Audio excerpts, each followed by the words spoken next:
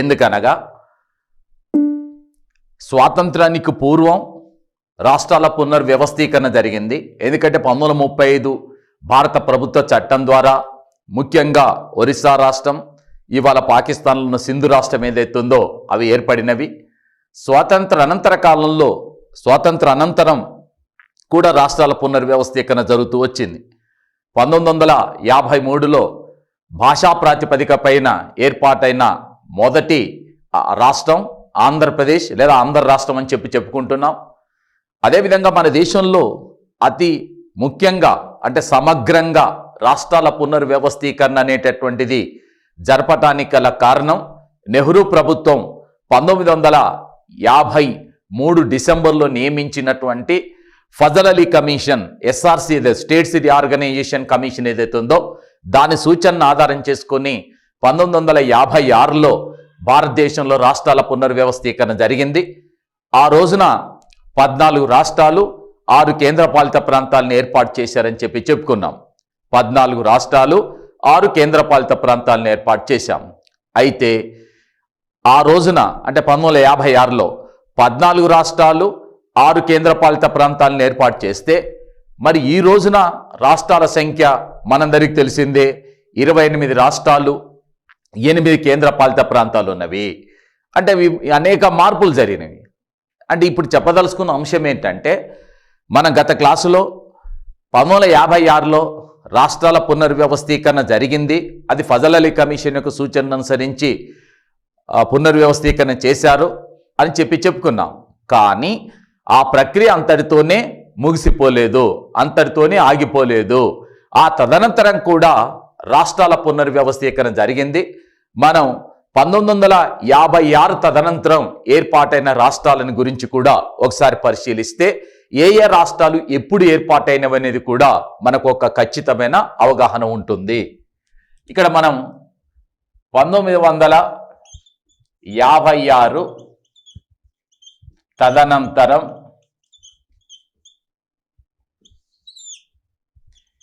ఏర్పడిన రాష్ట్రాలు 1956 తదనంతరం ఏర్పడినటువంటి రాష్ట్రాలు. మళ్ళీ ఒకసారి మీరు దృష్టిలో పెట్టుకోండి. రాష్ట్రాల పునర్వ్యవస్థీకరణ 1956లో జరిగింది. రాష్ట్రాల పునర్వ్యవస్థీకరణ అనేది ఫజల్ అలీ కమిషన్ సూచనను అనుసరించి జరిగింది. ఆనాడు ఏర్పడినటువంటి రాష్ట్రాలు 14 రాష్ట్రాలు 6 కేంద్రపాలిత ప్రాంతాలు ఆ రోజున అంటే 1956లో. మరి ఇవాళ రాష్ట్రాల సంఖ్య అంటే చెప్పుకున్నాం. ఏ రాష్ట్రాలు ఏ సందర్భంలో ఏర్పడినవి అని ఆలోచిస్తే ముఖ్యంగా 1960లో మనకు గుజరాత్ రాష్ట్రం మరి భారతదేశంలో 15వ రాష్ట్రంగా ఏర్పాటు అయ్యింది. వాస్తవంగా 1956కు పూర్వం గుజరాతీ భాష మాట్లాడేటటువంటి ప్రస్తుతం ఉన్న గుజరాత్, మరాఠీ భాష మాట్లాడేటటువంటి ప్రస్తుతం ఉన్న మహారాష్ట్ర, ఈ రెండు కలిసి బొంబాయి రాష్ట్రంగా ఉండేది. ఒకటే రాష్ట్రంగా ఉండేది బొంబాయి రాష్ట్రం. దాంట్లో మహారాష్ట్ర, గుజరాత్ కలిసి బొంబాయి రాష్ట్రంగా ఉండేది. అయితే 1956లో అంతకంటే ముందు మన దేశంలో భాషా ప్రాతిపదికన రాష్ట్రాల పునర్వ్యవస్థీకరణ జరుగుతున్న అంశాన్ని దృష్టిలో పెట్టుకొని మరి మరాఠీ ప్రజలు ఎవరైతే ఉన్నారో, మహారాష్ట్రకు సంబంధించినటువంటి వాళ్ళు ఎవరైతే ఉన్నారో వాళ్ళు మరాఠీ భాష మాట్లాడే వాళ్లకు మాత్రమే మహారాష్ట్ర ఉండాలని, మహారాష్ట్రను ఏర్పాటు చేయాలని, బొంబాయి దానికి క్యాపిటల్గా ఉండాలని చెప్పి వాళ్ళు ఒక ఉద్యమాన్ని ప్రారంభించడం జరిగింది. అయితే ఫజల్ అలీ కమిషన్ బొంబాయి రాష్ట్రాన్ని విభజించటాన్ని ఒప్పుకోలేదు. అంటే ఎస్ఆర్సి బొంబాయి రాష్ట్రాన్ని విభజించటాన్ని, ప్రత్యేక గుజరాత్ రాష్ట్రాన్ని ఏర్పాటు చేయటాన్ని కూడా ఫజల్ అలీ కమిషన్ ఒప్పుకోలేదు. సరే, వాళ్ళు చెప్పినటువంటి అంశం ఏంటంటే భారతదేశానికి రాజకీయ రాజధాని ఢిల్లీ అయినప్పటికీ ఆర్థిక రాజధాని బొంబాయి కాబట్టి ఈ బొంబాయి అనేటటువంటిది దానిపైన గందరగోళం ఏర్పడి దాన్ని విభజిస్తే అది ఆర్థిక వ్యవస్థకే, భారతదేశ ఆర్థిక వ్యవస్థకే ముప్పు ఏర్పడే ప్రమాదం ఉంటుందన్న ఉద్దేశంతో కావచ్చు మొత్తానికి దాన్ని వ్యతిరేకించారు. కానీ రాజకీయ పరిణామాలను ఒకసారి పరిశీలించినట్లయితే ఈ ఈ అంటే బొంబాయి ప్రాంతానికి సంబంధించినటువంటి అనేక మంది నాయకులు దీన్ని అంటే డిఆర్ గాడ్గిల్ లాంటి వాళ్ళు కావచ్చు, ఎస్పి అంటే చవన్ లాంటి వాళ్ళు కావచ్చు, అనేక మంది కూడా ఖచ్చితంగా దీన్ని విభజించాలని చెప్పి పెద్ద ఎత్తున ఉద్యమం వచ్చినటువంటి మాట వాస్తవం. సో ఇలాంటి పరిస్థితులలో భూమిపుత్రుల సిద్ధాంతాన్ని అంటే బొంబాయి ప్రాంతంలో జన్మించిన మరాఠీ ప్రజలకు మాత్రమే దానిపైన అధికారం ఉండాలి, గుజరాతీ భాష మాట్లాడే వాళ్ళని వేరు చేయాలని చెప్పి పెద్ద ఎత్తున ఉద్యమం వచ్చినప్పుడు 1960లో ఆ ఉద్యమం మరింత తీవ్ర రూపం దాల్చడంతో పోలీసులు జరిపినటువంటి కాల్పుల్లో ఆల్మోస్ట్ ఆల్ 200 మంది చనిపోవటం ఈ ఉద్యమంలో. దీన్ని దృష్టిలో పెట్టుకొని నెహ్రూ ప్రభుత్వం తప్పనిసరైనటువంటి పరిస్థితుల్లో బొంబాయి రాష్ట్రాన్ని విభజించి మరాఠీ భాష మాట్లాడేటటువంటి ప్రాంతాలను మహారాష్ట్రగాను, గుజరాతీ భాష మాట్లాడే వాళ్ళని వేరు చేసి ప్రత్యేకంగా గుజరాత్ను భారతదేశంలో 15వ రాష్ట్రంగా ఏర్పాటు చేయటం జరిగింది. ఇది ఎప్పుడు జరిగిందయ్యా అని అంటే 1960లో జరిగింది. రాష్ట్రాల పునర్వ్యవస్థీకరణ 1956లో జరిగితే ఆ రోజున గుజరాత్ రాష్ట్రం ఏర్పాటు కాలేదు. ఎప్పుడు ఏర్పాటు అయిందంటే 1960లో ఏర్పాటు కావటం జరిగింది. ఆ తర్వాత 1963లో నాగాలాండ్ మన దేశంలో 16వ రాష్ట్రంగా ఏర్పాటు కావటం జరిగింది. సరే, నాగాలాండ్ అనేటటువంటి పేరులోనే దాని యొక్క అర్థం మనకు దాంట్లోనే అర్థం ఉన్నది. సరిగా అర్థం చేసుకుంటే ఈశాన్య రాష్ట్రాలు ఏవైతే ఉన్నాయో ఆ ఈశాన్య రాష్ట్రాలలో ప్రజలంతా కూడా వేరు వేరు జాతులకు సంబంధించినటువంటి వాళ్ళు ఉన్నారు. కుకీలు, ఘారోలు, కసీలు, జాంతియా, సంగానియా, బోడో, నాగా, మిజో ఇవన్నీ కూడా జాతులకు సంబంధించినటువంటి వాళ్ళు. వాళ్ళ రాష్ట్రాల పేర్లను తీసుకున్నా కూడా అక్కడ భాష మణిపురి భాషకు సంబంధించిన దాంట్లో మణిపురి భాష ఉన్నా కూడా మణిపూర్ రాష్ట్రంలో రియల్గా చెప్పాలంటే కుకీలు, ఘారోలు, కసీలు ఎవరైతే ఉందో వీళ్ళు ప్రధానమైనటువంటి అక్కడ ఉన్నటువంటి తెగలు.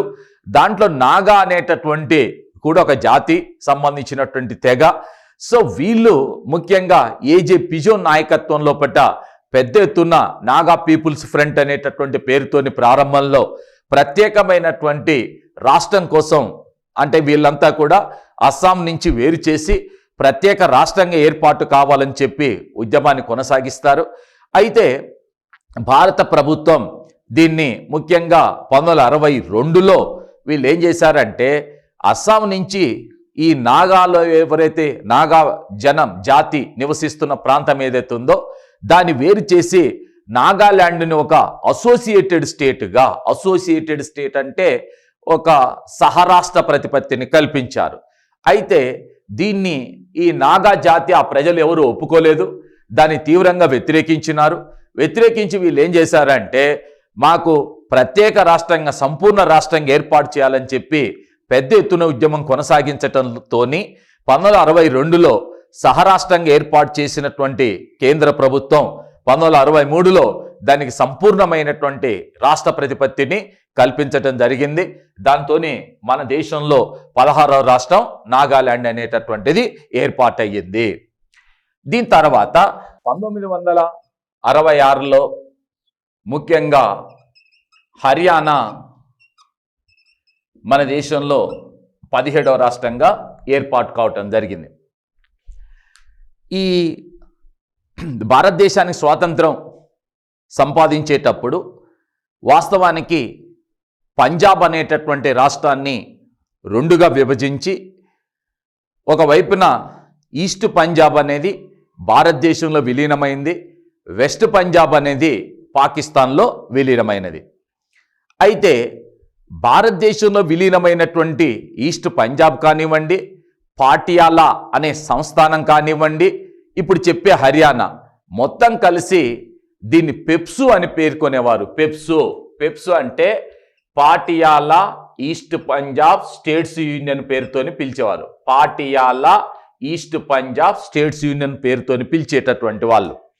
అయితే ఇందులో ముఖ్యంగా అంటే ఇప్పుడు చెప్పేటటువంటి ఈ పెప్సులో హిందీ భాష మాట్లాడేటటువంటి వాళ్ళు ఉన్నారు, సిక్కు భాష అంటే గురుముఖి భాష, సిక్కుల భాష అయినటువంటి గురుముఖి భాష మాట్లాడేటటువంటి ప్రాంతానికి సంబంధించిన ప్రజలు ఉన్నారు. అయితే ఈ సిక్కులు ముఖ్యంగా 3 విషయాలలో వీళ్ళంతా కూడా ఒక అంటే ఐక్యత అనేటటువంటి వీళ్ళు. ముఖ్యంగా ఇక్కడ ఉన్నటువంటి సమస్య ఏంటంటే సిక్కులకు సంబంధించినంత వరకు గురుముఖి భాష మాట్లాడేటటువంటి భాషా ప్రాతిపదికన సిక్కుల మధ్యన ఐక్యత ఉంది. అదేవిధంగా అకాలీ అంటే మతపరంగా సిక్కులంతా ఒకటిగా ఉన్నారు. మూడో విషయం ఏంటంటే రాజకీయంగా కూడా సిక్కులు అందరూ కూడా అకాలీల నాయకత్వంలో పడి సమీకృతులై వీళ్ళు ఎప్పుడో గురు గోవింద్ సింగ్ లేకపోతే వాళ్ళు చెప్పినటువంటి అంశాన్ని దృష్టిలో పెట్టుకొని రంజిత్ సింగ్ అంటే ఖల్సా సిక్కుల రాజ్యాన్ని స్థాపించాడనేటటువంటి ఒక పూర్వ వైభవం తీసుకురావాలన్న ఉద్దేశంతో మాస్టర్ తారా సింగ్ అదే వీళ్ళంతా కూడా సంత్ ఫతే సింగ్, సంత్ హర్చంద్ సింగ్ లాంగోవాల్ లాంటి వాళ్ళంతా కలిసి మరి ఈ పెప్సులో ఉన్నటువంటి అంటే ఆనాటి పూర్వపు పంజాబ్లో ఉన్నటువంటి హిందీ భాష మాట్లాడేటటువంటి ప్రాంతాన్ని వేరు చేయాలి.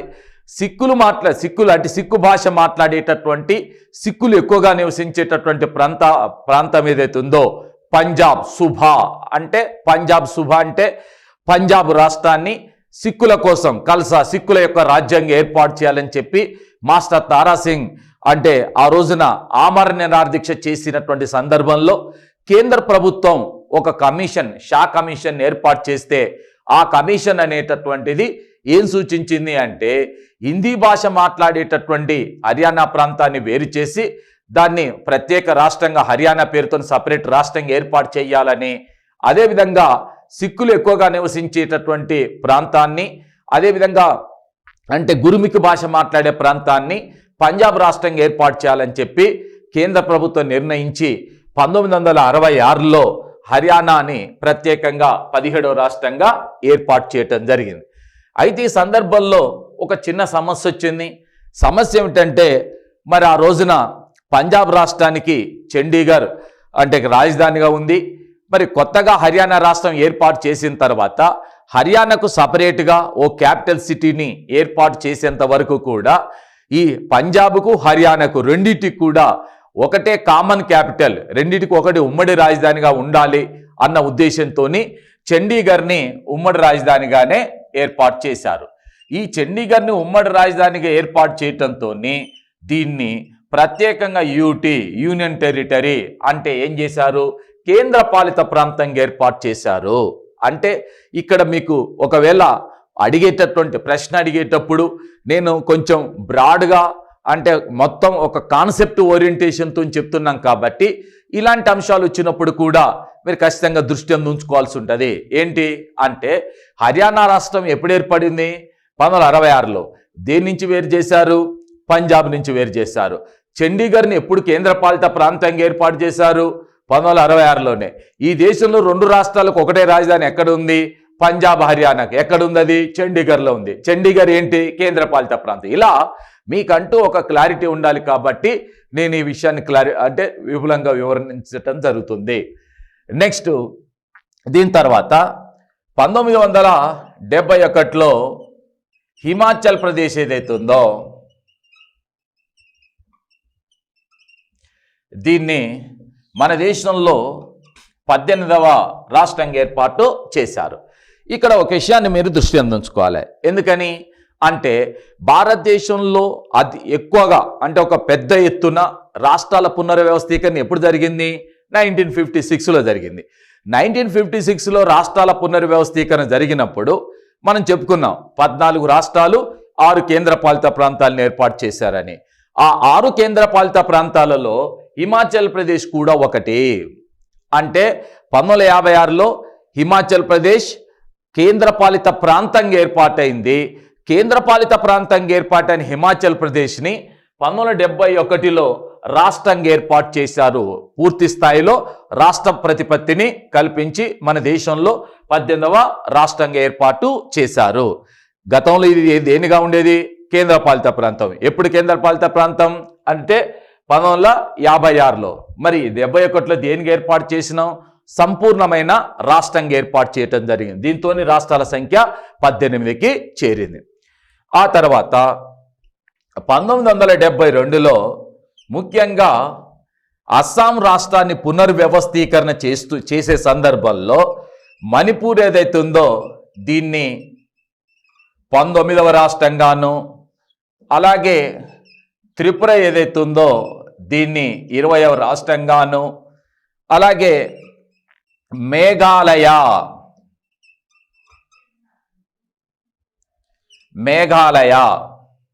దీన్ని 21వ రాష్ట్రంగా ఏర్పాటు చేశారు. ఇక్కడ మనం కొంచెం అంటే క్లారిటీ తెచ్చుకోవాల్సినటువంటి అవసరం ఉంది. ఏంటా క్లారిటీ అని అంటే 1972లో అస్సాం రాష్ట్రాన్ని పునర్వ్యవస్థీకరణ చేశారు. ఎందుకంటే అస్సాం రాష్ట్రం నుంచే మిజోరాం వచ్చింది, అస్సాం రాష్ట్రం నుంచి నాగాలాండ్ వచ్చింది, అస్సాం రాష్ట్రం నుంచి అరుణాచల్ ప్రదేశ్ వచ్చింది, అస్సాం రాష్ట్రం నుంచే మేఘాలయ. ఇవన్నీ కూడా అస్సాంని పునర్వ్యవస్థీకరణ చేసినప్పుడు వచ్చినటువంటి అంశాలు. ఈ అస్సాం పునర్వ్యవస్థీకరణ చేయటం అనేది చాలా చాలా ఇంపార్టెంట్ అయినటువంటి అంశం. దానికి గల కారణం ఏంటంటే ఇక్కడ మీకు నేను కొంత వివరణ ఇస్తాను. ఇవి ఇంతకుముందే చెప్పుకున్నాం.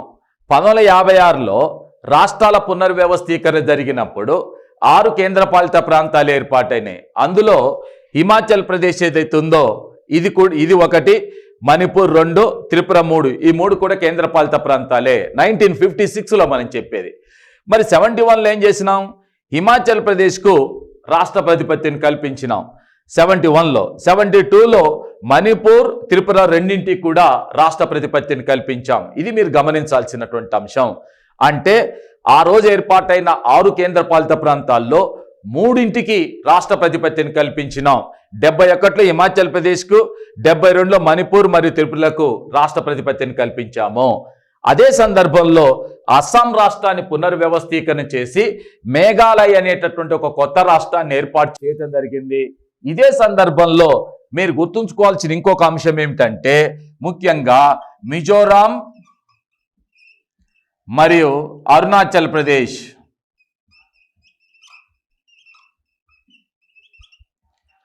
ఈ రెండింటిని కూడా కేంద్రపాలిత ప్రాంతాలుగా ఏర్పాటు చేశారు. యూటీ అంటే యూనియన్ టెరిటరీ, యూనియన్ టెరిటరీ అంటే కేంద్రపాలిత ప్రాంతం.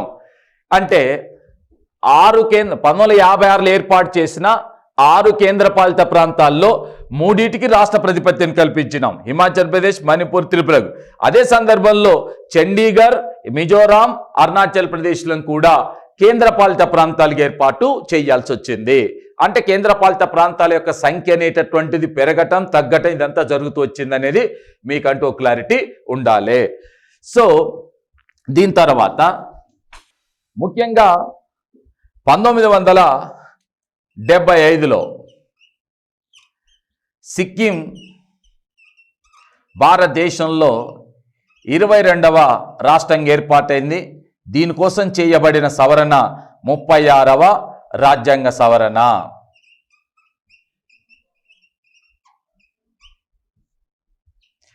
ఇక్కడ అంశం ఏంటంటే సిక్కిం మనం పైన రాసినటువంటి రాష్ట్రాలను ఒకసారి మనం పరిశీలిస్తే గుజరాత్ రాష్ట్రానికి రాజ్యాంగ సవరణ లేదు, నాగాలాండ్కు రాజ్యాంగ సవరణ లేదు, హర్యానాకు రాజ్యాంగ సవరణ లేదు, హిమాచల్ ప్రదేశ్కి రాజ్యాంగ సవరణ లేదు, మణిపూర్, త్రిపుర, మేఘాలయలకు కూడా రాజ్యాంగ సవరణ లేదు.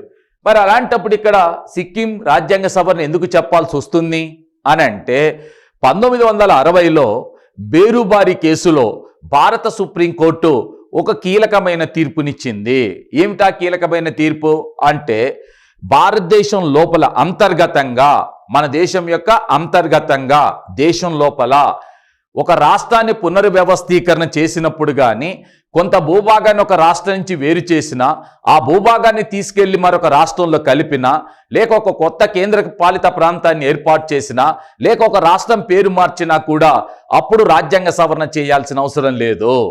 కానీ భారత భూభాగాన్ని ఇతర దేశాలకు బదిలీ చేసిన, భారతదేశంలో లేని ప్రాంతాన్ని తీసుకొచ్చి ఇతర దేశాల నుంచి కావచ్చు ఇచ్చినా కూడా అప్పుడు ఖచ్చితంగా మనం ఏం చేయాలి? రాజ్యాంగ సవరణ ద్వారా మాత్రమే చేయాలి అని చెప్పి 1960లో ఈ దేశ అత్యున్నత న్యాయస్థానమైన సుప్రీంకోర్టు బేరుబారి కేసులు ఇచ్చిన తీర్పును ఆధారం చేసుకొని మరి సిక్కింని భారతదేశంలో విలీనం చేసినప్పుడు దీన్ని ఖచ్చితంగా రాజ్యాంగ సవరణ చేయాల్సి వచ్చింది. అందరికీ ఐడియా ఉండాలి. 1947లో భారతదేశం స్వాతంత్రాన్ని సంపాదించేటప్పుడు మన దేశం స్వాతంత్రాన్ని పొందేటటువంటి సందర్భంలో మన దేశంలో 562 సంస్థానాలు ఉన్నాయి. మన దేశ స్వదేశీ రాజులు పరిపాలిస్తున్న సంస్థానాలు 562 సంస్థానాలు ఉండేవి. వాటిలో 554 సంస్థానాలు మన దేశంలో విలీనమైనవి. అలా విలీనం కాకుండా ఉన్నటువంటి ఒకటి సిక్కిం. దీన్ని చోగ్యాల్ అనే రాజవంశీకులు పరిపాలించేటటువంటి వాళ్ళు, చోగ్యాల్ అనే రాజవంశీకులు పరిపాలిస్తున్నటువంటి నేపథ్యంలో సిక్కింలో ఉన్నటువంటి ప్రజలంతా కూడా ఈ చోగ్యాల్ అనేటటువంటి రాజవంశీయులకు వ్యతిరేకంగా ప్రజలు పెద్ద ఎత్తున మరి ఉద్యమం చేసి, తిరుగుబాటు చేసి సిక్కింని భారతదేశంలో విలీనం చేయాలన్న ఉద్యమం తీవ్రతరం కావడంతో 1975లో సిక్కింని భారతదేశంలో విలీనం చేశాం. సో సిక్కింని భారతదేశంలో ఒక రాష్ట్రంగా ఏర్పాటు చేసినాం. సిక్కిం గతంలో భారతదేశంలో భాగం కాదు కాబట్టి ఇప్పుడు సంపూర్ణంగా భారతదేశంలో ఒక రాష్ట్రంగా ఏర్పాటు చేస్తున్నాం కాబట్టి మన దేశంలో విలీనమైంది కాబట్టి దానికోసం 36వ రాజ్యాంగ సవరణ చేసి దీన్ని మరి 1వ షెడ్యూల్లో ఇతర రాష్ట్రాలతో పాటు, అన్ని రాష్ట్రాలతో పాటు సిక్కింని కూడా చేర్చాల్సి వచ్చింది. సో దీంతో మన దేశంలో రాష్ట్రాల సంఖ్య 22కు పెరిగింది. దీని తర్వాత ముఖ్యంగా రాజీవ్ గాంధీ ప్రభుత్వ కాలంలో మనకు 1986లో మిజోరాం మన దేశంలో 23వ రాష్ట్రంగా ఏర్పాటైంది. అలాగే 1987లో అరుణాచల్ ప్రదేశ్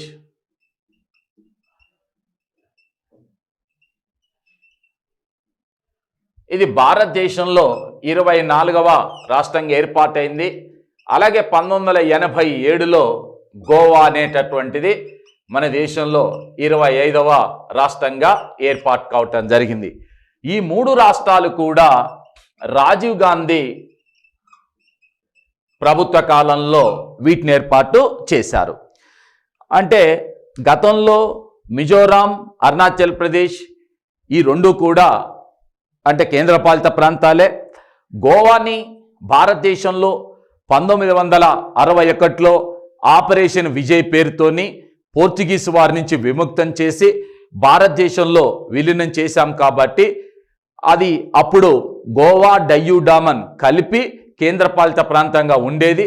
కానీ 1987లో రాజీవ్ గాంధీ ప్రభుత్వం ఏం చేసిందయ్యా అంటే డయ్యూ డామన్ని కేంద్రపాలిత ప్రాంతంగా అలాగే కొనసాగిస్తూ గోవా కూడా రాష్ట్ర ప్రతిపత్తిని కల్పించింది.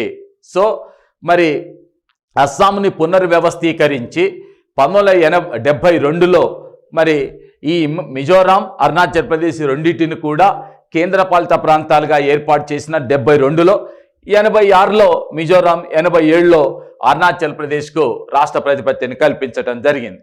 అలాగే గోవాను కూడా కేంద్రపాలిత ప్రాంత పరిధి నుంచి వేరు చేసి దీనికి రాష్ట్ర ప్రతిపత్తిని కల్పించాం. ఇక్కడ మనకు మిజోరాం రాష్ట్ర ప్రతిపత్తిని కల్పించేటప్పుడు దీనికి సంబంధించి 53వ సవరణ, అలాగే 55వ సవరణ, అలాగే 56వ సవరణ. అనేక మంది వేసేటటువంటి ప్రశ్న ఏంటంటే జనరల్గా భారతదేశంలో రాష్ట్రాల పునర్వ్యవస్థీకరణ చేసేటప్పుడు మనకు మరి ఈ రాజ్యాంగ సవరణలు ఉండవు కదా, గతంలో లేవు కదా. సిక్కిం అంటే భారతదేశంలో విలీనం అయ్యింది కాబట్టి దీనికి రాజ్యాంగ సవరణ, మిగతా వేటి కూడా రాజ్యాంగ సవరణ లేవు కదా. మరి ఇక్కడ 3 కూడా రాజ్యాంగ సవరణ ఎందుకు చేయాల్సి వచ్చింది అని అంటే అందరూ దృష్టిలో పెట్టుకోండి. ఇక్కడ రాజ్యాంగ సవరణ చేసింది రాష్ట్రాన్ని ఏర్పాటు చేయటానికి రాజ్యాంగ సవరణ చెయ్యలేదు. ఇది మళ్ళీ గుర్తుపెట్టుకోండి. రాష్ట్రాన్ని ఏర్పాటు చేయటం కోసం రాజ్యాంగ సవరణ చెయ్యలేదు. ఎందుకని అనంటే భారతదేశంలో రాష్ట్రాల పునర్వ్యవస్థీకరణ కోసం రాజ్యాంగ సవరణ అవసరం లేదని సుప్రీంకోర్టు చెప్పింది. అక్కడ కూడా పార్లమెంటు చట్టం చేసి మాత్రమే చేస్తుంది. మరి అలాంటప్పుడు ఇక్కడ ఎందుకు చేశారు అని అంటే అందరూ కూడా దృష్టిలో పెట్టుకోవాల్సింది ఏంటంటే ఈ 3 రాష్ట్రాలకు సంబంధించి ఈ 3 రాజ్యాంగ సవరణలు చేసింది కూడా ఏంటంటే ఈ 3 రాష్ట్రాలకు సంబంధించిన వాటి పేర్లని 371 అధికరణలో చేర్చారు. 371వ అధికరణలో చేర్చారు. ఏ 3 రాష్ట్రాలని అని అంటే మిజోరాం, అరుణాచల్ ప్రదేశ్ మరియు గోవా రాష్ట్రాలని 371 అధికరణలో చేర్చారు. 371 అధికరణ దేనికి సంబంధించింది అంటే ఈ క్లారిటీ ఉండాలి. ఎందుకంటే ఈ 371 అధికరణ మనకు సంబంధించి కూడా ఉన్నది. గతంలో మరి ఆంధ్రప్రదేశ్ అనేటటువంటి రాష్ట్రం కోసం, ముఖ్యంగా ఆంధ్రప్రదేశ్లో ఉద్యోగులను ఎంపిక చేసేటప్పుడు జోనల్ వ్యవస్థ ఏదైతున్నాయో, జోన్స్ ఏవైతున్నాయో వాటిని ఏర్పాటు చేయటానికి 371D అనేటటువంటి అధికరణ మరి రాజ్యాంగంలో చేర్చడం జరిగింది గతంలో. అలాగే హైదరాబాదులో సెంట్రల్ యూనివర్సిటీని ఏర్పాటు చేయటం కోసం 371E అనేటటువంటి అధికరణ కూడా తీసుకురావటం జరిగింది విద్యకు సంబంధించినటువంటి దాంట్లో. అలా మరి ఈ మిజోరాంలో ఉన్నటువంటి కొన్ని ప్రాంతాల ప్రజల యొక్క హక్కుల కోసం, అరుణాచల్ ప్రదేశ్లో ఉన్నటువంటి కొన్ని ప్రాంతాల ప్రజల యొక్క హక్కుల కోసం, గోవాకు సంబంధించిన ప్రత్యేకమైన హక్కుల కోసం, వాళ్ళ హక్కులకు రక్షణ కల్పించటానికి 371 అధికరణలో ఈ 3 రాష్ట్రాలను కూడా చేర్చారు. మరి అందరికీ ఐడియా ఉండాలి, 371 అధికరణలో మరి గుజరాత్ రాష్ట్రం ఉంది, అదేవిధంగా మహారాష్ట్రకు సంబంధించిన విదర్భ ప్రాంతం ఉంది, గతంలో సమైక్య ఆంధ్రప్రదేశ్ సంబంధించినటువంటి జోనల్ వ్యవస్థ ఉన్నది, హైదరాబాద్లో సెంట్రల్ యూనివర్సిటీ ఉంది, అస్సాం సంబంధించినటువంటి కొన్ని ప్రాంతాల హక్కులు ఉన్నాయి, ఇక రాసినటువంటి 3 రాష్ట్రాలకు సంబంధించినటువంటి ప్రజల హక్కులు ఉన్నాయి. వీటితో పాటు మణిపూర్కు సంబంధించినటువంటి ప్రజల హక్కులు కావచ్చు. అలాగే గతంలో హైదరాబాద్ రాష్ట్రంలో భాగంగా ఉండి రాష్ట్రాల పునర్వ్యవస్థీకరణ జరిపేటప్పుడు హైదరాబాద్ రాష్ట్రం నుంచి వేరు చేసినటువంటి గుల్బర్గా, బీదర్, రాయచూర్, యాదగిరి జిల్లాలకు సంబంధించిన ప్రజల హక్కుల గురించి కూడా ఈ 371 అధికరణలో జే అనే అధికరణలో చేర్చినారు. అంటే నేను ఇప్పుడు చెప్పదలుచుకున్న అంశం ఏంటంటే, భారతదేశంలో రాష్ట్రాల పునర్వ్యవస్థీకరణ అనేది చట్టం చేసి మాత్రమే చేస్తారు, అక్కడ రాజ్యాంగ సవరణ అవసరం లేదు. మరి ఈ 3 రాష్ట్రాల కోసం రాజ్యాంగ సవరణలు ఇక్కడ ఎందుకు రాశామంటే, ఇవి రాష్ట్రాల ఏర్పాటు కోసం తీసుకొచ్చిన రాజ్యాంగ సవరణలు కావు.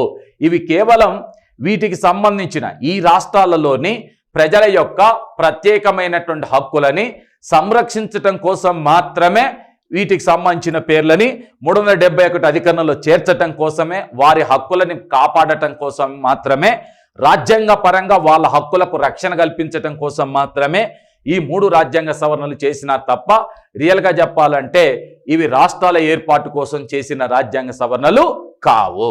ఓకే, ఇక దీని తర్వాత మరి రాష్ట్రాల పునర్వ్యవస్థీకరణ ఎప్పుడు జరిగిందయ్యా అని అంటే 2000 సంవత్సరంలో జరిగింది.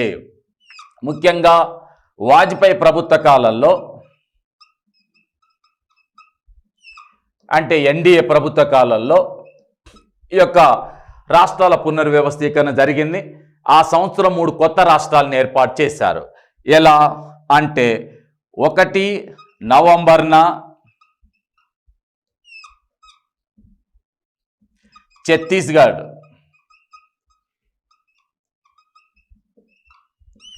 ఈ రాష్ట్రాన్ని ఏర్పాటు చేసినారు. ఛత్తీస్గఢ్ అనేటటువంటి రాష్ట్రాన్ని ఏర్పాటు చేశారు. ఛత్తీస్గఢ్ అనేటటువంటి రాష్ట్రాన్ని ఎలా ఏర్పాటు చేశారు అంటే, గతంలో మధ్యప్రదేశ్లో భాగంగా ఉన్నటువంటి ఛత్తీస్గఢ్ అనేటటువంటి ప్రాంతం ఏదైతే ఉందో, ఇక్కడ ఎక్కువగా ఈ షెడ్యూల్డ్ జాతులు, షెడ్యూల్డ్ తెగలకు సంబంధించినటువంటి ప్రజలు ఎక్కువగా నివసిస్తారు.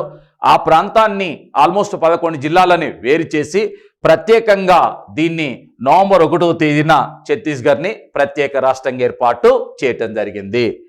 దీని తర్వాత 9 నవంబర్న ఉత్తరాంచల్ పేరుతోని దీన్ని 20, ఇక రాసినాం కూడా ఏ రాష్ట్రాలను, దీన్ని 26 రాష్ట్రంగా ఏర్పాటు చేస్తే దీన్ని 27వ రాష్ట్రంగా ఏర్పాటు చేశారు. ఉత్తరప్రదేశ్ అనేది భారతదేశంలో అతిపెద్ద రాష్ట్రం అనేది అందరికీ తెలిసిన అంశమే. అయితే ఇక్కడ ఉత్తరప్రదేశ్లో ఉత్తరాంచల్ అనే ప్రాంతం, సరే ఇవాళ ఉత్తరాఖండ్ అంటున్నాం, దాన్ని 2006లో పేరు మార్చారు. ఆ విషయం కూడా నేను మీకు వివరిస్తాను. కానీ ఇక్కడ గమనించాల్సినటువంటి అంశం ఏంటంటే, ఇవాళ పితోర్గఢ్ రాష్ట్రం కావచ్చు, పితోర్గఢ్ జిల్లా కావచ్చు, ఉత్తరకాశీ కావచ్చు, నైనిటాల్ కావచ్చు, డెహ్రాడూన్ కావచ్చు, ఇవేవైతే ఉన్నాయో ఇవన్నీ కూడా కొండ ప్రాంతాలు. హరిద్వార్ ఇవన్నీ కూడా చాలా కొండ ప్రాంతాలు. ఈ కొండ ప్రాంతాలు ఏవైతే ఉన్నాయో వాటన్నిటిని సపరేట్ చేసి మనకు ఉత్తరప్రదేశ్ నుంచి ఈ ప్రాంతాలు కొండ ప్రాంతాన్ని వేరు చేసి మరి 2000 సంవత్సరంలో ఉత్తరాంచల్ పేరుతోని మన దేశంలో ఒక రాష్ట్రాన్ని 27వ రాష్ట్రంగా వాజ్పేయి ప్రభుత్వం ఏర్పాటు చేసింది. ఇది కూడా నవంబర్ అంటే 9వ తేదీన ఏర్పాటు చేశారు. అంటే నవంబర్లోనే 2000 సంవత్సరంలోనే నవంబర్లో 1వ తేదీన ఛత్తీస్గఢ్, అదేవిధంగా 9వ తేదీన ఉత్తరాంచల్ రాష్ట్రాన్ని ఏర్పాటు చేయటం జరిగింది. అదే సందర్భంలో మరి 15 నవంబర్న మనకు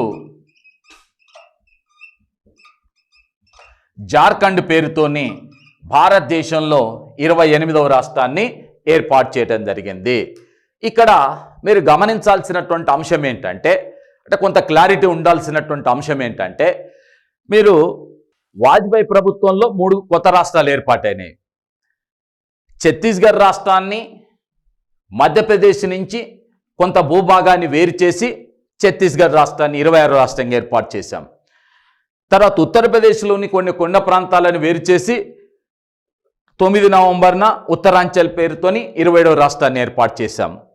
మరి 15 నవంబర్న జార్ఖండ్ రాష్ట్రం దేని నుంచి వేరు చేశాము అంటే బీహార్ రాష్ట్రం ఏదైతే ఉన్నదో బీహార్ రాష్ట్రంలోని ముఖ్యంగా ఈ చోటా నాగపూర్ ప్రాంతం అంటారు. చోటా నాగపూర్ ప్రాంతం అంటే రాంచీ, ధన్బాద్, హజారీబాగ్ లాంటి జిల్లాలు కొన్ని ఉన్నాయి. ఆ ఏరియా మొత్తం కూడా కోల్ బెల్ట్ అంటే ఈ బొగ్గు గనులు ఎక్కువగా ఉండేటటువంటి ప్రాంతాలు ఏవైతే ఉన్నాయో ఆ ప్రాంతాలని వేరు చేసి ప్రత్యేకంగా జార్ఖండ్ పేరుతోని 28వ రాష్ట్రంగా ఏర్పాటు చేశారు. ఎప్పుడు 15 నవంబర్న ఏర్పాటు చేశాం. ఆ తర్వాత మన దేశంలో అంటే ఈ రాష్ట్రాల పునర్వ్యవస్థీకరణలో ఏర్పాటైన చివరి రాష్ట్రం ఏదయ్యా అంటే తెలంగాణ. ఇది 2014 జూన్ 2వ తేదీన తెలంగాణ మన దేశంలో 29వ రాష్ట్రంగా ఏర్పాటు కావటం జరిగింది. అంటే సరే తెలంగాణకు రాష్ట్రం ఎలా ఏర్పాటైంది అనే దానికి సంబంధించి అది హిస్టరీలో వచ్చేటటువంటి అంశాలు మళ్ళీ మనం పరిశీలిస్తాం. అది ఉద్యమ చరిత్రతో పాటు యాక్చువల్గా రాష్ట్రాల పునర్వ్యవస్థీకరణ, విభజన చట్టం ఇవన్నీ డిస్కషన్ చేసేటప్పుడు అవి వస్తుంటాయి, చర్చిస్తుంటాం. వేరు సందర్భాల్లో కూడా వస్తుంటాయి, మాట్లాడుతుంటాం. ఇక్కడ మీకు రాష్ట్రాల పునర్వ్యవస్థీకరణలో భాగంగా జూన్ 2వ తేదీన తెలంగాణ ప్రత్యేక రాష్ట్రం అంటే 2014లో ఏర్పాటు కావటం జరిగింది. గతంలో అంటే 1953లో మద్రాసు నుంచి తెలుగు భాష మాట్లాడే ప్రాంతాలను వేరు చేసి ముఖ్యంగా కోస్తాంధ్ర, రాయలసీమ ప్రాంతాలను వేరు చేసి ప్రత్యేక ఆంధ్ర రాష్ట్రాన్ని ఏర్పాటు చేశారు 53లో. 1948లో ముఖ్యంగా హైదరాబాద్ సంస్థానం నైజాం నవాబు హైదరాబాద్ సంస్థానాన్ని భారతదేశంలో సెప్టెంబర్ 17న విలీనం చేసిన తర్వాత హైదరాబాద్ రాష్ట్రం ఒక రాష్ట్రంగా కొనసాగింది. 48 నుంచి 56 వరకు ఒక రాష్ట్రంగా కొనసాగింది. కానీ 1956లో రాష్ట్రాల పునర్వ్యవస్థీకరణ చేసేటప్పుడు మరి హైదరాబాద్ తెలుగు భాష మాట్లాడేటటువంటి హైదరాబాద్ రాష్ట్రంలోని తెలంగాణ ప్రాంతాన్ని మరి తెలుగు భాష మాట్లాడే రాష్ట్రమైనటువంటి ఆంధ్ర రాష్ట్రాన్ని కలిపి ఆంధ్రప్రదేశ్గా 1956లో ఏర్పాటు చేశారు. అలాంటి ఆంధ్రప్రదేశ్ నుంచి మళ్ళీ తెలంగాణ ప్రాంతాన్ని వేరు చేసి 2014 జూన్ 2వ తేదీన తెలంగాణకు ప్రత్యేక రాష్ట్ర ప్రతిపత్తిని కల్పించడం జరిగింది. దీంతోనే రాష్ట్రాల సంఖ్య 29కి పెరిగింది. అయితే ఇక్కడ ఒక చిన్న డౌట్ రావాల్సినటువంటి అంశం ఏంటంటే ప్రతి ఒక్కరు కూడా ఇక్కడ ప్రశ్నిస్తుంటారు, సార్ మీరు మరి రాష్ట్రాల పునర్వ్యవస్థీకరణ జరిగినప్పుడు అంటే 1956లో 14 రాష్ట్రాలు ఉన్నాయి అంటున్నారు, మరి 2020లో రాష్ట్రాల సంఖ్య 28 అంటున్నారు, మరి 29వ రాష్ట్రం అని రాస్తున్నారు. ఇది తేడా ఉంది కదా, దీనిపైన క్లారిటీ ఏమిటని. ఇక్కడ వరకు మనం రాసింది మొత్తం కరెక్టే, ఇందులో తప్పేమీ లేదు. అయితే తెలంగాణ రాష్ట్రం ఏర్పాటైన అంటే 2014 నాటికి భారతదేశంలో 29 రాష్ట్రాలే ఉన్నాయి. కానీ 2019లో ముఖ్యంగా 2019లో అక్టోబర్ 31వ తేదీన అమల్లోకి వచ్చినటువంటి తేదీ. ఈ తేదీన ఏం చేశారు, జమ్మూ కాశ్మీర్ రాష్ట్రం ఏదైతే ఉందో దీనికి ఉన్నటువంటి రాష్ట్ర ప్రతిపత్తిని రద్దు చేశారు. జమ్మూ కాశ్మీర్ని రాష్ట్రంగా రద్దు చేశారు. 370 అధికరణ రద్దు చేశారు. చేసి జమ్మూ కాశ్మీర్ని రెండుగా విభజించి జమ్మూ కాశ్మీర్ని ఒక కేంద్రపాలిత ప్రాంతంగా, అలాగే లడాక్ ఏదైతే ఉందో ఈ లడాక్ని మరొక కేంద్రపాలిత ప్రాంతంగా ఏర్పాటు చేయటం జరిగింది. అంటే ఇక్కడ ఏమైంది, 2014 నాటికి తెలంగాణ ఏర్పాటుతోని రాష్ట్రాల సంఖ్య 29కి చేరింది. కానీ 2019లో జమ్మూ కాశ్మీర్కున్న రాష్ట్ర ప్రతిపత్తిని రద్దు చేసి జమ్మూ కాశ్మీర్ని 2 కేంద్రపాలిత ప్రాంతంగా ఏర్పాటు చేయటంతో దానికి ఉన్న రాష్ట్ర ప్రతిపత్తిని రద్దు చేయటంతో రాష్ట్రాల సంఖ్య మళ్ళీ 28కి చేరింది. ఒక క్లారిటీ ఉండాలి మీకు. అంటే జమ్మూ కాశ్మీర్కున్న రాష్ట్ర ప్రతిపత్తిని రద్దు చేసిన కారణంగా, రద్దు చేయడం వలన మరి రాష్ట్రాల సంఖ్య 28కి చేరింది. ఎందుకంటే మీకు ఆ రాష్ట్రాల సంఖ్య ఏర్పాటు అయ్యేటప్పుడు ఇదంతా కొంచెం భిన్నంగా ఉండేటటువంటి అంశం కాబట్టి మీకు కూడా ఒక ఖచ్చితమైన క్లారిటీ ఉండాలి కాబట్టి నేను మీకు వివరణ ఇచ్చాను. సో ఇది భారతదేశంలో రాష్ట్రాలకు సంబంధించి, అంటే రాష్ట్రాల పునర్వ్యవస్థీకరణకు సంబంధించి 1956 తర్వాత ఏర్పడినటువంటి రాష్ట్రాల సంఖ్య. అట్లాగే మనకి ఇక్కడ ఇంకొకటి కూడా ఉంది. మరి రాష్ట్రాల పునర్వ్యవస్థీకరణ చేసేటప్పుడు 29 రాష్ట్రాలు ఏర్పాటైన తర్వాత జమ్మూ కాశ్మీర్ని రాష్ట్ర ప్రతిపత్తిని రద్దు చేశాం కాబట్టి ప్రస్తుతం రాష్ట్రాల సంఖ్య 28. ఇది 1956 కంటే ముందు జరిగింది. ఇప్పుడు చెప్పుకుంది మొత్తం 1956 తర్వాత జరిగినటువంటి రాష్ట్రాల పునర్వ్యవస్థీకరణ. ఓకే, మరి భారత రాజ్యాంగంలోని 1వ అధికరణ ఏం తెలియజేస్తుంది, 1వ షెడ్యూల్లో ఏమున్నవి అని అంటే భారత భూభాగం మొత్తం కూడా 2 విభాగాలుగా ఉన్నాయి. 1 రాష్ట్రాలు, 2 కేంద్రపాలిత ప్రాంతాలు. మరి రాష్ట్రాలు ఎన్ని ఉన్నవని చెప్పినాం, 28. ఈ 28 రాష్ట్రాలు కూడా ఎలా ఏర్పాటైనవి అనే విషయాలను అన్నింటిని కూడా 1956లో ఏర్పాటైన రాష్ట్రాల పునర్వ్యవస్థీకరణ సందర్భంగా ఏర్పాటైన రాష్ట్రాలు 14 గురించి చెప్పుకున్నాం. ఆ తర్వాత ఏర్పాటైన 15 రాష్ట్రాల గురించి చెప్పుకున్నాం.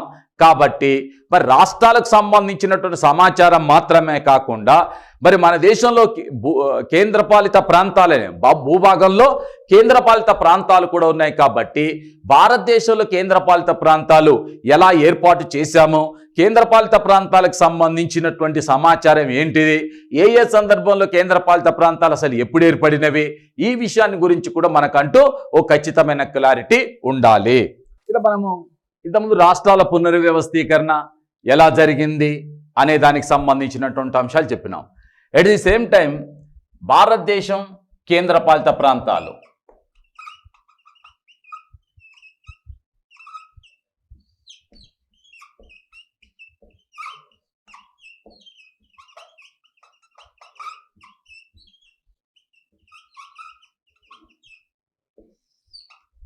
సో అసలు ఈ కేంద్రపాలిత ప్రాంతాలు ఎన్నున్నాయి, ఎలా ఏర్పాటు చేశాము, ఎప్పుడు ఏర్పాటు చేశాము అని ఒకసారి మనం పరిశీలించినట్లయితే 1956లో రాష్ట్రాల పునర్వ్యవస్థీకరణ జరిగినప్పుడు ఏర్పడిన కేంద్రపాలిత ప్రాంతాలు అంటే 1 ఢిల్లీ, 2 అమ్మెని, మినికాయ్ మరియు లాక్ దీవులు. సరే, ఇక్కడే చెప్తున్నాను, దీన్నే మనం లక్షద్వీప్ అంటున్నాం. ఇవి ఏర్పాటాయి ఏది 1956లో. దీంతో పాటు అండమాన్, నికోబార్ దీవులు ఏవైతున్నాయో ఇవి 1956లో ఏర్పాటైన కేంద్రపాలిత ప్రాంతాలు.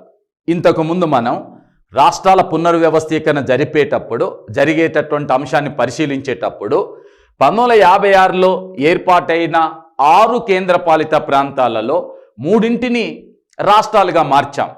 ఏవి, హిమాచల్ ప్రదేశ్ని 1971లో రాష్ట్రంగా మార్చాం. 1972లో మణిపూర్, త్రిపురని కూడా కేంద్రపాలిత ప్రాంతాల నుంచి రాష్ట్రాలుగా ఏర్పాటు చేశాం. కాబట్టి 1956లో ఏర్పాటైన 6 కేంద్రపాలిత ప్రాంతాల్లో 3 రాష్ట్రాలుగా ఏర్పాటు చేశాం, 3 కేంద్రపాలిత ప్రాంతాలుగా ఇప్పటికీ కొనసాగిస్తున్నాం. మరి నేను ఇంతకుముందు అనుకున్నాం ప్రస్తుతం భారతదేశంలో ఉన్న కేంద్రపాలిత ప్రాంతాల సంఖ్య ఎంత? 8 అని చెప్తున్నాం. మన దేశంలో ఉన్న కేంద్రపాలిత ప్రాంతాల సంఖ్య ఎంత? 8 అని చెప్తున్నాం యాజ్ ఆన్ టుడే, ఇప్పటికిప్పుడు పరిశీలిస్తే. మరి ఇక్కడ 3 ఉన్నాయి కదా, మిగిలిన కేంద్రపాలిత ప్రాంతాలు ఏంటివి, అప్పుడు ఎప్పుడు ఏర్పాటైనవి అనేది కూడా మనం పరిశీలించాలి. ఇక్కడ 1954లో ముఖ్యంగా ఈ దాద్రా నగర్ హవేలీ,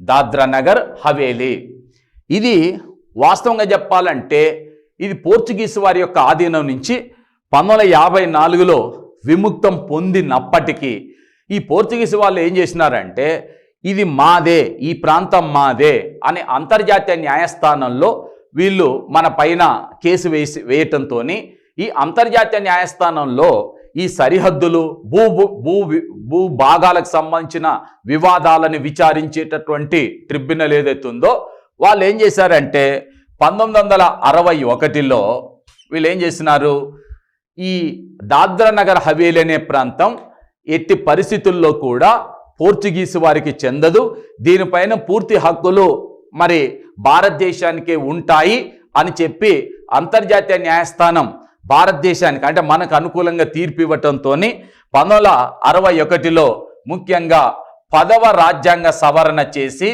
అంటే 10వ రాజ్యాంగ సవరణ చేసి దాద్రా నగర్ హవేలీ అవుతుందో దీన్ని మన దేశంలో కేంద్రపాలిత ప్రాంతంగా ఏర్పాటు చేశాం. ఇక్కడ ఒక విషయాన్ని మళ్ళీ గమనించాలి.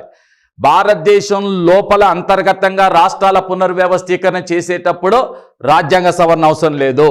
కానీ దాద్రా నగర్ హవేలీ అనేది పోర్చుగీస్ వారి యొక్క ఆధీనం నుంచి తీసుకొని భారతదేశంలో విలీనం చేసుకున్నాం కాబట్టి తప్పని పరిస్థితుల్లో రాజ్యాంగ సవరణ చేసి మరి మన దేశంలో యొక్క అంటే కేంద్రపాలిత ప్రాంతంగా ఏర్పాటు చేశాం. ఈ అంతర్జాతీయ న్యాయస్థానం ఎప్పుడైతే మనకు అనుకూలంగా తీర్పిచ్చిందో దాంతో 1961లోనే మనం ఆపరేషన్ విజయ్ పేరు మీద మరి అప్పటి వరకు కూడా పోర్చుగీస్ వారి ఆధీనంలో ఉన్నటువంటి గోవా డయ్యో డామ్ అనేదైతే ఉన్నదో వీటిపైన భారత సైన్యాలు దాడి చేసి ఆపరేషన్ విజయ్ పేరు మీద దాడి చేసి దాన్ని పోర్చుగీస్ వారి నుంచి విముక్తం చేయటం జరిగింది. ఆ తర్వాత 1962లో మరి గోవా డయ్యూ డామన్లని 12వ రాజ్యాంగ సవరణ ద్వారా భారతదేశంలో కేంద్రపాలిత ప్రాంతంగా ఏర్పాటు చేయటం జరిగింది. ఆ రోజు ఏర్పాటు చేసేటప్పుడు గోవా డయ్యూ డామన్లని కలిపే మన దేశంలో కేంద్రపాలిత ప్రాంతంగా ఏర్పాటు చేశాం. కానీ ఇంతకుముందు మనం చెప్పుకున్నట్లుగా రాష్ట్రాల పునర్వ్యవస్థీకరణ గురించి చెప్పేటప్పుడు మరి గోవా అనేటటువంటి ప్రాంతానికి 1987లో రాష్ట్ర ప్రతిపత్తిని కల్పించాం కాబట్టి ఇప్పుడు గోవా కేంద్రపాలిత ప్రాంతం కాదు, కేవలం డయ్యూ డామన్ మాత్రమే కేంద్రపాలిత ప్రాంతము. డయ్యూ డామన్ మాత్రమే కేంద్రపాలిత ప్రాంతం, గోవా కాదే. గోవాకు రాష్ట్ర ప్రతిపత్తిని కల్పించడం జరిగింది. అలాగే 1954లోనే మరి ఇది ఫ్రెంచ్ వారి నుంచి విముక్తం పొందాం. ఈ రెండు కూడా యాక్చువల్గా పోర్చుగీస్ వారి నుంచి విముక్తం పొందితే ఇది మాత్రం ఫ్రెంచ్ వారి నుంచి విముక్తం పొందడం జరిగింది. అయితే ఫ్రెంచ్ వారు ఏ విధంగానైతే అంటే భారతదేశం తనకు సంబంధించిన ఏదైనా భూభాగాన్ని ఇతరులకు బదిలీ చేయాలంటే మన పార్లమెంటు తీర్మానం చేయాలి. మామూలుగా అంటే రాజ్యాంగ సవరణ చేయాలి, పార్లమెంటే తీర్మానం చేసి రాజ్యాంగ సవరణ తీర్మానం చేసి ఆమోదించాలి. అలాగే ఫ్రెంచ్ దేశం కూడా ఫ్రెంచ్ పార్లమెంట్ ఏదైతే ఉందో వాళ్ళు తీర్మానం చేయాలి. 54లో విముక్తం పొందినా కూడా ఫ్రెంచ్ వారు తీర్మానం చేయలేదు.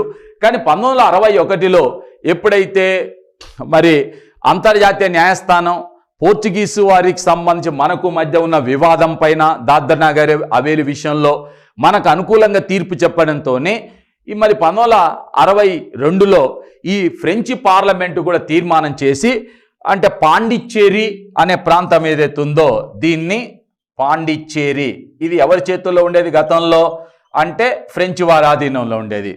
దీన్ని 1962లో 14వ సవరణ చేసి 14వ సవరణ ద్వారా దీన్ని కూడా కేంద్రపాలిత ప్రాంతంగా ఏర్పాటు చేయడం జరిగింది. ఇక్కడ విద్యార్థులు గమనించాల్సినటువంటి అంశం ఏంటంటే దాద్రా నగర్ హవేలీ ఫ్రెంచ్ వారి ఆధీనంలో ఉంది, భారతదేశంలో కలిసింది. గోవా డయ్యూ డామన్లు అంటే పోర్చుగీస్ వారి ఆధీనంలో ఉంది, దాని నుంచి భారతదేశంలో విలీనమైంది. మరి పాండిచ్చేరి ఫ్రెంచ్ వారి ఆధీనం, దాని నుంచి భారతదేశంలో, అంటే ఇతరుల ఆధీనంలో ఉన్న భూభాగాలని భారతదేశంలో విలీనం చేసిన మన భూభాగాలను ఇతరులకు బదిలీ చేసినా కూడా తప్పనిసరిగా రాజ్యాంగ సవరణ చేయాలి. కాబట్టి 10వ రాజ్యాంగ సవరణ ద్వారా దాద్రా నగర్ హవేలీ, 12వ సవరణ ద్వారా గోవా డయ్యూ డామన్, 14వ సవరణ ద్వారా పాండిచ్చేరిలని భారతదేశంలో విలీనం చేసి కేంద్రపాలిత ప్రాంతాలకు ఏర్పాటు చేశాం. సరే, గోవాని 97లో దానికి రాష్ట్ర ప్రతిపత్తిని కల్పించాము అనే విషయాన్ని కూడా మనం దృష్టి అందించుకోవాలి. ఇకపోతే 1966లో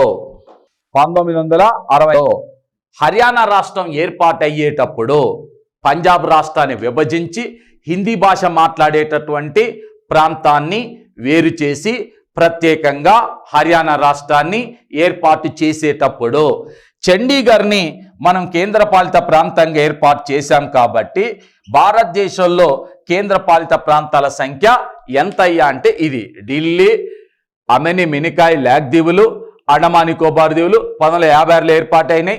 తర్వాత ఇక్కడ 4 ఉన్నాయి: దాద్రా నగర్ హవేలీ, డయ్యూ డామన్, పాండిచ్చేరి, చండీగఢ్. మొత్తం 7 కేంద్రపాలిత ప్రాంతాలు ఉన్నాయి.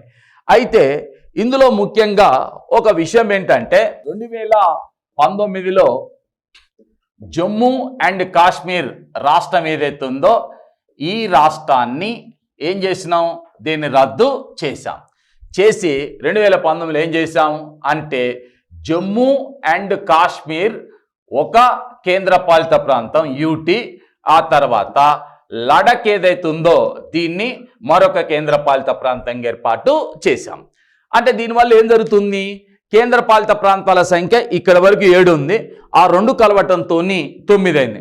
అక్కడ రాష్ట్రాల సంఖ్య 1 తగ్గింది, ఇక్కడ కేంద్రపాలిత ప్రాంతాల సంఖ్య 2 పెరిగినాయి. దాంతో కేంద్రపాలిత ప్రాంతాల సంఖ్య ఎంత అవుతుంది అంటే 9 అవుతుంది. 9 ఉండాలి యాక్చువల్గా. కానీ 2019లో ఏర్పాటు చేసేటప్పుడు ఏం చేశారంటే ఈ దాద్రా నగర్ హవేలీ, డయ్యూ డామన్ రెండింటిని కలిపి ఒకటే కేంద్రపాలిత ప్రాంతంగా ఏర్పాటు చేశారు. ఇక్కడ గమనించాలి, ఇక్కడ వరకు ఉన్న కేంద్రపాలిత ప్రాంతాల సంఖ్య 7. 2019లో జమ్మూ కాశ్మీర్ రాష్ట్రాన్ని దాన్ని రాష్ట్ర ప్రతిపత్తిని రద్దు చేసి దాన్ని 2 కేంద్రపాలిత ప్రాంతాలకు ఏర్పాటు చేయడంతో కేంద్రపాలిత ప్రాంతాల సంఖ్య ఇక్కడ 7, 2 కలిపితే 9 అయినాయి. 9 ఉండాలి. కానీ అదే 2009లో మనం చేసి 2020 నుంచి అమల్లోకి వచ్చినట్టు ఒక కీలకమైన అంశం ఏంటయ్యా అంటే ఇక్కడ దాద్రా నగర్ హవేలీ, డయ్యూ డామన్ ఈ రెండింటిని కలిపేసి ఒకటే కేంద్రపాలిత ప్రాంతంగా ఏర్పాటు చేశాం. కాబట్టి ఏమైందయ్యా, కేంద్రపాలిత ప్రాంతాల సంఖ్య 8కి చేరింది. అంటే 7 నుంచి 9కి వెళ్ళింది, 9 నుంచి ఈ రెండింటిని కలిపేతోని మళ్ళీ 8కి రావటం జరిగింది.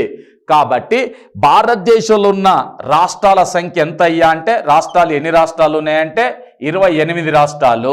కేంద్రపాలిత ప్రాంతాలు యూనియన్ టెరిటరీస్ ఎన్ని అయ్యా అంటే 8. ఇది మీరు దృష్టిలో పెట్టుకోవాలి. ఈ మార్పుల్లో క్లారిటీ కావాల్సినటువంటి అంశం ఏంటంటే మళ్ళీ చెప్తున్నాను, వాస్తవానికి తెలంగాణ ఏర్పాటుతోని రాష్ట్రాల సంఖ్య 29, యాక్చువల్గా చెప్పాలంటే 29 స్టేట్స్ యాక్చువల్గా. కానీ మనం జమ్మూ కాశ్మీర్ని ఏం చేసినాం, 2019లో రాష్ట్ర ప్రతిపత్తిని రద్దు చేసినాం. ఏం రద్దు చేసినాం, 370 అధికరణని రద్దు చేశాము, దాన్ని కల్పించిన రాష్ట్ర ప్రతిపత్తిని రద్దు చేశాము. రద్దు చేసి 2 కేంద్రపాలిత ప్రాంతాలను ఏర్పాటు చేశాం. అందువల్ల కేంద్రపాలిత ప్రాంతాల సంఖ్య ఎంత అవుతుంది, 9 అవుతుంది. కానీ ఈ రెండింటిని కలిపి ఒకటే కేంద్రపాలిత ప్రాంతాన్ని ఏర్పాటు చేయడంతో ఇక్కడ ఏమైంది అంటే 8 కేంద్రపాలిత ప్రాంతాలు ఉన్నవి. ఇది భారత భూభాగానికి సంబంధించి మనం గత క్లాసుల్లో చెప్పుకున్నటువంటి అంశాలను బట్టి మీరందరూ అర్థం చేసుకోవాల్సినటువంటి అంశం ఏంటంటే ఇవాళ మన రాజ్యాంగంలోని 1వ షెడ్యూల్ని తీసుకొని చూస్తే పరిశీలిస్తే అక్కడ రాష్ట్రాలు, కేంద్రపాలిత ప్రాంతాలు ఉంటాయి, వాటి పేర్లుంటాయి, వాటి సరిహద్దులుంటాయి, వాటి విస్తీర్ణం ఉంటుంది, వాటికి సంబంధించినటువంటి నైసర్గిక స్వరూపం ఉంటుంది. అలా పరిశీలిస్తే దేశంలో ఉన్నటువంటి మొత్తం అంటే 28 రాష్ట్రాలు, 8 కేంద్రపాలిత ప్రాంతాలు, వాటి పేర్లు, వాటి భూభాగము, వాటి సరిహద్దులు, వాటి విస్తీర్ణము, వాటికి సంబంధించిన నైసర్గిక స్వరూపం మొత్తం గురించి కూడా అక్కడ ఉంటుంది. ఇది 1వ షెడ్యూల్లో. అంటే భారత భూభాగంలో మార్పులు చేర్పులు చేసే అధికారం పార్లమెంటుకు ఉంది. పార్లమెంటు భారత భూభాగం పైన అన్ని నిర్ణయాలు తీసుకుంటుంది. రాజ్యాంగంలోని 3వ అధికరణ ప్రకారం రాష్ట్రాల పునర్వ్యవస్థీకరణ చేసే అధికారం ఒక పార్లమెంటుకు మాత్రమే ఉంటుంది. పార్లమెంటు రాష్ట్రాల పునర్వ్యవస్థీకరణ చేసేటప్పుడు దేశం లోపలనైతేనేమో ఖచ్చితంగా పార్లమెంటు చట్టం చేసి రాష్ట్రాల పునర్వ్యవస్థీకరణ చేస్తుంది. కానీ భారత భూభాగాన్ని ఇతరులకు బదిలీ చేసినా, ఇతర భూభాగాలు భారతదేశంలో కలుపుకున్నా కూడా ఇది రాజ్యాంగ సవరణ ద్వారా మాత్రమే చేయాలి. ఇలా అని చెప్పి 1960లో మరి ఈ దేశ అత్యున్నత న్యాయస్థానమైన సుప్రీంకోర్టు ఒక కీలకమైన తీర్పు చెప్పింది. దాన్నే మనం బేరో బారీ కేసుగా పేర్కొంటాం. ఈ కేసులో సుప్రీంకోర్టు ఇచ్చిన తీర్పు ప్రకారం మన భూభాగాన్ని ఇతరులకు బదిలీ చేస్తే రాజ్యాంగ సవరణ చేయాలి. ఎందుకంటే బేరుబారి ప్రాంతాన్ని మనం పాకిస్తాన్కు బదిలీ చేస్తే 9వ రాజ్యాంగ సవరణ చేశాము. సిక్కింని భారతదేశంలో విలీనం చేస్తే 36వ రాజ్యాంగ సవరణ చేశాము. ఇటీవల నరేంద్ర మోడీ ప్రభుత్వ కాలంలో మరి 100వ రాజ్యాంగ సవరణ ద్వారా అస్సాంలోని 8,000 ఎకరాల భూమిని మరి మనం బంగ్లాదేశ్కి బదిలీ చేసిన, అలాగే బంగ్లాదేశ్ సంబంధించిన 6,500 ఎకరాల భూమిని భారతదేశంలో విలీనం చేసుకున్నా కూడా రాజ్యాంగ సవరణ. అంటే దేశాల మధ్య జరిగేటప్పుడు రాజ్యాంగ సవరణ తప్పనిసరి, దేశం లోపల జరిగేటప్పుడు మాత్రం చట్టం చేస్తారు. ఇక్కడ మీ క్లారిటీ అర్థం కాలేదు. దాద్రానగర్ హవేలీ, డయ్యూ డామన్ రెండింటినీ కలిపి మరి ఒకటే కేంద్రపాలిత ప్రాంతంగా ఏర్పాటు చేశామంటే ఏ రాజ్యాంగ సవరణ చేయలేదు, ఓన్లీ చట్టం చేసి మాత్రమే చేశాం. అలాగే జమ్మూ కాశ్మీర్కు ఉన్న రాష్ట్ర ప్రతిపత్తిని రద్దు చేసి మరి జమ్మూ కాశ్మీర్ ఒక అంటే కేంద్రపాలిత ప్రాంతం, లడఖ్ను మరొక కేంద్రపాలిత ప్రాంతంగా ఏర్పాటు చేసినప్పుడుగా దెర్ ఇస్ నో రాజ్యాంగ సవరణ. రాజ్యాంగ సవరణ అంటూ ఏమీ లేదు. దేశం లోపల జరిగితే సవరణ అవసరం లేదని ఈ దేశ అత్యున్నత న్యాయస్థానం సుప్రీంకోర్టు చెప్పింది. ఇది భారత భూభాగాన్ని రాజ్యాంగం చెప్పినట్లుగా, రాజ్యాంగంలోని 1వ అధికరణ ఏం చెప్తుంది? India that is Bharat shall be A union of states. అంటే భారతదేశం ఒక రాష్ట్రాల యూనియన్ కలయిక. అంటే అది ఎలా ఏర్పడుతుంది అంటే భారత భూభాగాన్ని రాష్ట్రాలు, కేంద్రపాలిత ప్రాంతాలుగా ఏర్పాటు చేశాము. ఎన్ని రాష్ట్రాలు ఏర్పాటు చేసినాం? 28. ఎన్ని కేంద్రపాలిత ప్రాంతాలు ఏర్పాటు చేసినాం? 8. వీటి పేర్లు ఇదంతా ఎక్కడ ఉంటుంది? 1వ షెడ్యూల్లో ఉంటుంది. 1వ షెడ్యూల్లోనే ఉండు. 1వ భాగం అనేది పార్లమెంట్ ఎలా చేస్తుందో చెప్తుంది. చేసిన తర్వాత దాన్ని తీసుకొచ్చి 1వ షెడ్యూల్లో చేరుస్తాము. ఇది భారత భూభాగానికి సంబంధించినటువంటి అంశాలు. ఓకే.